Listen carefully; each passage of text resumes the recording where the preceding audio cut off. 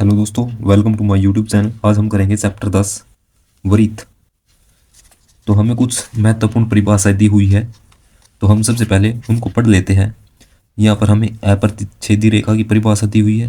अप्रतिच्छेदी रेखा क्या होती है, छेदक रेखा क्या होती है और स्पर्श रेखा क्या होती है। तो आप यहाँ पर देख सकते हैं हमारे पास एक रेखा पी क्या हुआ है और एक यहाँ पर वृत्त है। इसी तरीके से यहाँ पर एक वृत्त है और ये यहाँ पर पी क्या हो जाएगी, एक रेखा। इसी तरीके से हमारे पास यहाँ पर वृत्त और पी क्यू हमारे पास क्या है, रेखा है। सबसे पहले हम देख लेते हैं कि स्पर्श रेखा हमारे पास क्या होती है। स्पर्श रेखा होती है, हमें एक रेखा दी हुई है और एक वृत्त दिया हुआ है। यदि कोई रेखा किसी वृत्त के एक बिंदु पर स्पर्श करती है तो उसे हम क्या बोलते हैं, स्पर्श रेखा। दोबारा फिर सुनिए, यदि कोई रेखा वृत्त के एक बिंदु पर स्पर्श करती है तो उसे हम स्पर्श रेखा कहते हैं। और छेदक रेखा हम किसे कहते हैं, यदि कोई रेखा किसी वृत्त के दो बिंदु पर प्रतिच्छेद कर रही है उसे हम क्या बोलेंगे, छेदक रेखा। यानी कि यदि कोई रेखा पी क्यू किसी वृत्त को दो बिंदु पर छेद कर रही है, यानी कि छेद कर रही है, तो उसको हम क्या बोलेंगे, छेदक रेखा। छेद कर रही है या स्पर्श कर रही है तो उसको हम छेदक रेखा बोलेंगे। और अप्रतिच्छेदी रेखा हमारे पास क्या होती है, यदि कोई रेखा किसी वृत्त को किसी भी बिंदु पर स्पर्श न करे तो उसको हम क्या बोलेंगे, उसको हम अप्रतिच्छेदी रेखा बोलेंगे। क्योंकि ये कहीं पर भी वृत्त को कहीं पर भी छेद नहीं कर रही है तो इसको हम क्या बोलेंगे, अप्रतिच्छेदी रेखा। तो आगे हमें क्या बताया हुआ है, ये वृत्त की ये वृत्त की स्पर्श रेखा दी हुई है। वृत्त की स्पर्श रेखा क्या होती है, वृत्त की स्पर्श रेखा वह रेखा है जो वृत्त के केवल एक बिंदु पर प्रतिच्छेद करती है। ये यहाँ पर वृत्त के एक बिंदु पर प्रतिच्छेद करने वाली रेखा को हम क्या बोलते हैं, स्पर्श रेखा। आगे हमें क्या दिया हुआ है, एक हमें प्रमेय दी हुई है, प्रमेय 10.1। ये प्रमेय हमें क्या कहती है कि वृत्त के किसी बिंदु पर, ये वृत्त हो गया हमारे पास और इसके किसी बिंदु, यानी कि बिंदु हमारे पास P है, वृत्त के किसी बिंदु पर स्पर्श रेखा, ये हमारे पास स्पर्श रेखा हो जाएगी XY। वृत्त के बिंदु P पर कोई स्पर्श रेखा XY है, स्पर्श बिंदु से जाने वाली त्रिज्या, और यहाँ पर P हमारे पास क्या हो जाएगा, इसको हम स्पर्श बिंदु कहेंगे। जहाँ पर जो स्पर्श रेखा गुजर रही है वृत्त को स्पर्श करते हुए, तो उसको हम क्या बोलते हैं, स्पर्श बिंदु। जहाँ पर वृत्त को स्पर्श रेखा प्रतिच्छेद करेगी, यानी एक बिंदु पर छेद करेगी, तो उसको हम क्या बोलेंगे, स्पर्श बिंदु। से जाने वाली त्रिज्या, ये हमारे पास क्या होता है, केंद्र होता है। ये वृत्त के बीच में जो पॉइंट होता है उसको हम केंद्र बोलते हैं। केंद्र से यदि हम वृत्त के किसी भी बिंदु पर कोई रेखा खींचते हैं तो हम उसको त्रिज्या कहते हैं। तो स्पर्श बिंदु से जाने वाली त्रिज्या पर लंब होती है, तो ये क्या करेगी, अब इसको हम लंब बोल देंगे। ठीक है, वृत्त के किसी बिंदु पर स्पर्श रेखा, ये वृत्त है और इसके बिंदु पर जो ये स्पर्श रेखा है, और स्पर्श बिंदु से जाने वाली जो त्रिज्या होगी वो लंब होगी। यानी कि लंब का मतलब क्या है, ये 90 डिग्री का कोण बनाएगी यहाँ पर। तो प्रश्नावली 10.1 में हमें क्या दिया है, हमें दिया हुआ है कि एक वृत्त की कितनी स्पर्श रेखाएं हो सकती है। वृत्त की कितनी स्पर्श रेखाएं हो सकती है। तो मान लो कि ये हमारे पास कोई वृत्त है, ये हमारे पास कोई वृत्त है, और वृत्त जो है अनेक बिंदुओं से मिलकर बना होता है। यहाँ पर यहाँ पर यहाँ पर ये जो है, ये बहुत सारे बिंदुओं से मिलकर बना होता है। और स्पर्श रेखा वृत्त के एक बिंदु पर टच करती है, तो यहाँ पर तो बहुत सारे बिंदु है, तो इसलिए इसका आंसर क्या होगा, तो वृत्त की कितनी स्पर्श रेखा हो सकती है, तो इसका आंसर हो जाएगा अनेक, अनेक या अनंत। तो एक वृत्त की अनंत स्पर्श रेखाएं हो सकती है। क्वेश्चन 2 में हमें क्या दिया है, रिक्त स्थानों की पूर्ति कीजिए। किसी वृत्त की स्पर्श रेखा क्या होती है, स्पर्श रेखा वृत्त को एक बिंदु पर स्पर्श करती है, यानी प्रतिच्छेद करती है। यहाँ पर हमने बताया था,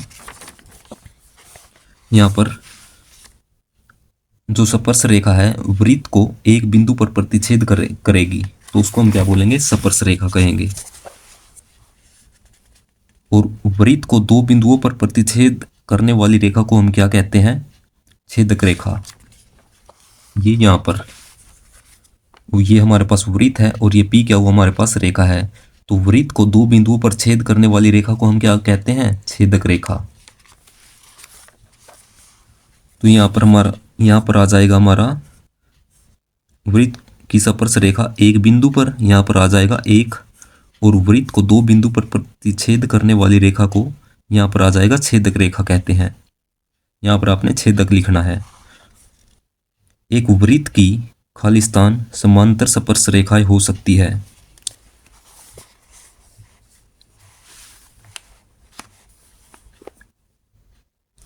तो मान लो कि ये हमारे पास कोई वृत्त है,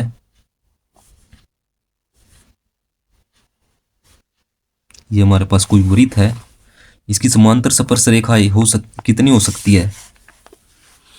स्पर्श रेखा क्या होती है, स्पर्श रेखा वृत्त के एक बिंदु पर स्पर्श करती है। तो मान लो कि ये हमारे पास एक स्पर्श रेखा है, समांतर स्पर्श रेखा लेनी है, और ये हमारे पास दूसरी स्पर्श रेखा है। तो ये हमारे पास क्या हो जाएगी, समांतर स्पर्श रेखाएं। एक वृत्त की कितनी हो सकती है, एक वृत्त की समांतर स्पर्श रेखाएं दो हो सकती है।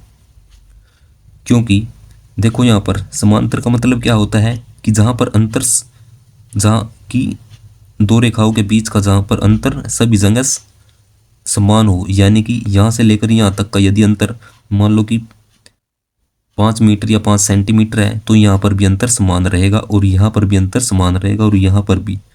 ये होता है समांतर का मतलब। और स्पर्श रेखा क्या करती है, एक बिंदु पर टच करती है। तो एक वृत्त पर सिर्फ दो समांतर स्पर्श रेखाएं हम खींच सकते हैं। एक वृत्त की दो समांतर स्पर्श रेखाएं हो सकती है। आगे हमें क्या दिया है कि वृत्त तथा उसकी स्पर्श रेखाओं के, वृत्त तथा उसकी स्पर्श रेखाओं के उभयनिष्ठ बिंदु को क्या कहते हैं। वृत्त और उसकी स्पर्श रेखा के उभयनिष्ठ बिंदु को क्या कहते हैं, उसको हम क्या बोलते हैं, स्पर्श बिंदु। मान लो कि ये हमारे पास कोई वृत्त है और एक हमारे पास स्पर्श रेखा, और एक हमने कोई स्पर्श रेखा ले ली जो एक बिंदु पर स्पर्श कर रही है वृत्त के। जो उभयनिष्ठ बिंदु को खालिस्तान कहते हैं। तो उभयनिष्ठ बिंदु क्या हो जाएगा, जो कॉमन बिंदु है, यानी कि जो वृत्त का भी बिंदु कॉमन है और इस स्पर्श रेखा का भी जो है कॉमन है। तो ये हो जाएगा। तो ये इस वृत्त को ये स्पर्श रेखा टच कर रही है, तो इसको हम क्या बोल देंगे, स्पर्श बिंदु। स्पर्श बिंदु ये हमारा कॉमन पॉइंट हो जाएगा, इसको हम स्पर्श बिंदु कहेंगे। उसके बाद क्वेश्चन नंबर 3 में हमें क्या दिया है, क्वेश्चन नंबर 3 में हमें दिया है कि 5 सेंटीमीटर त्रिज्या वाले एक वृत्त के बिंदु P पर स्पर्श रेखा PQ केंद्र O से जाने वाली एक रेखा से बिंदु Q पर इस प्रकार मिलती है कि OQ 12 सेंटीमीटर है, तो PQ की लंबाई क्या होगी, हमें ये बतानी है। तो हमें क्या दिया हुआ है,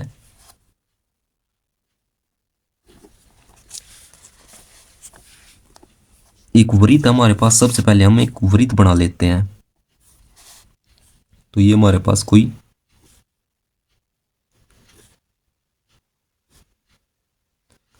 कोई वृत्त है और हमें 5 सेंटीमीटर त्रिज्या दी हुई है, तो हम एक त्रिज्या ले लेते हैं। ये हमारे पास कोई केंद्र हो जाएगा वृत्त का, और ये कोई 5 सेंटीमीटर की 5 सेंटीमीटर हमारे पास त्रिज्या हो जाएगी। 5 सेंटीमीटर त्रिज्या वाले एक वृत्त के एक बिंदु P, ये वृत्त का हमने बिंदु P ले लिया। बिंदु P पर स्पर्श रेखा है PQ, तो यहाँ पर क्या हो जाएगी, एक स्पर्श रेखा हो जाएगी हम कोई स्पर्श रेखा ले लेते हैं पी क्यू। यहाँ पर कोई बिंदु है क्यू, तो ये स्पर्श रेखा क्या हो जाएगी, पी क्यू। केंद्र ओ से जाने वाली, ये हमारे पास केंद्र का क्या नाम है, ओ।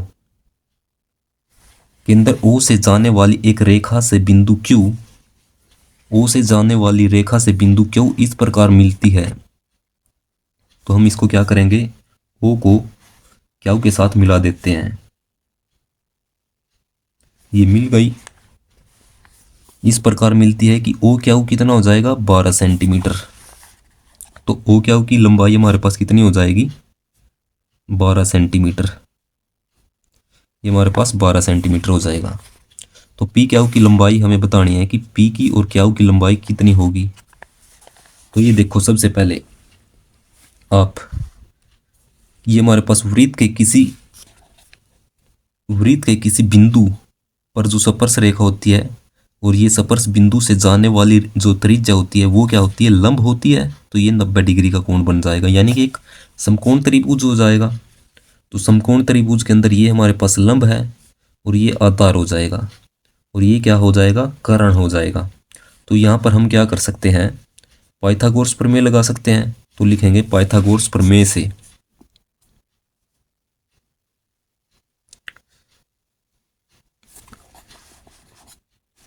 प्रमेय 10.1 का प्रयोग कर रहे हैं हम। तो लिखेंगे सबसे पहले प्रमेय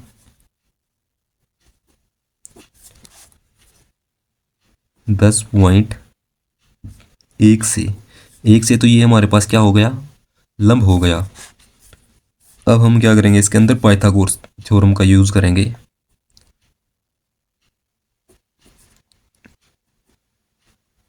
पाइथागोरस प्रमेय से क्या कहती है पाइथागोरस प्रमेय हमें, कर्ण का स्क्वायर बराबर आधार का स्क्वायर प्लस लंब का स्क्वायर। तो कर्ण हमारे पास ये हो जाएगा ओ क्यू। तो ये ओ क्यू की वैल्यू हमारे पास कितनी है, 12 सेंटीमीटर। इसका स्क्वायर बराबर आधार, पी क्यू हमारे पास आधार है तो इसको लिख लेंगे आधार का स्क्वायर प्लस लंब हमारे पास कितना है, 5 सेंटीमीटर।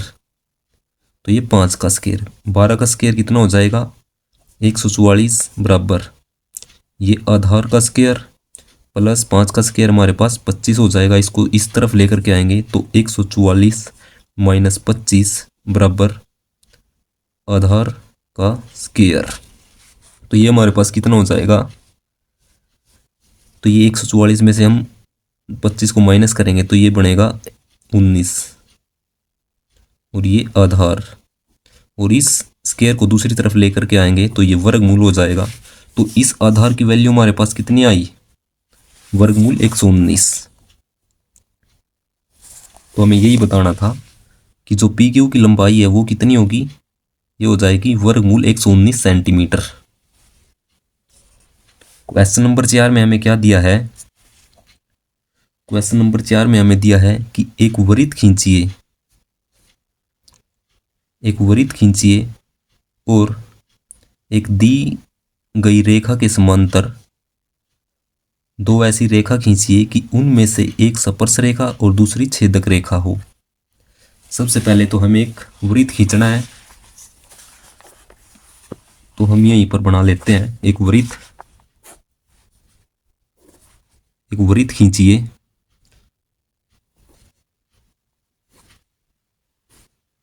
तो ये हमारे पास वृत्त हो जाएगा। और एक दी गई रेखा के समांतर दो ऐसी रेखाएं खींचिए कि उनमें से एक स्पर्श रेखा और दूसरी छेदक रेखा हो। तो हम सबसे पहले एक रेखा खींच लेते हैं, ये हमारे पास केंद्र हो जाएगा वृत्त का। और ये हमने कोई रेखा ले ली, एक रेखा, इस रेखा के समांतर दो ऐसी रेखाएं खींचनी है, एक स्पर्श रेखा हो। तो स्पर्श रेखा एक बिंदु पर स्पर्श करती है, तो ये हमारे पास क्या हो जाएगी, स्पर्श रेखा। स्पर्श रेखा और दूसरी छेदक रेखा हो। छेदक रेखा क्या करती है, दो बिंदुओं पर छेद करती है, तो ये हमारे पास दो बिंदु हो जाएंगे और ये रेखा इसको दो बिंदु पर छेद कर रही है। तो ये देखो यहाँ से, यानी कि वृत्त खींचिए कि एक दी गई रेखा ये इस दी गई रेखा के समांतर हमारे पास, यानी कि यहाँ पर ये इनका अंतर समान है तो इसको हम क्या बोलेंगे, समांतर रेखा है। और यहाँ पर भी, यहाँ पर इस रेखा और इस रेखा का यदि हम अंतर देखते हैं, यहाँ देख लो यहाँ देख लो, अंतर समान है तो इसको हम समांतर रेखा बोलेंगे। इस रेखा के समांतर हम क्या क्या बना रहे हैं, एक स्पर्श रेखा और एक छेदक रेखा। तो ये हमारे पास स्पर्श रेखा हो जाएगी और ये छेदक रेखा हो जाएगी। तो हमें यही बनानी थी। तो ये इसका आंसर हो जाएगा क्वेश्चन नंबर 4 का। तो अगर वीडियो अच्छी लगे तो चैनल को लाइक करें, शेयर करें और सब्सक्राइब करें। Thank you.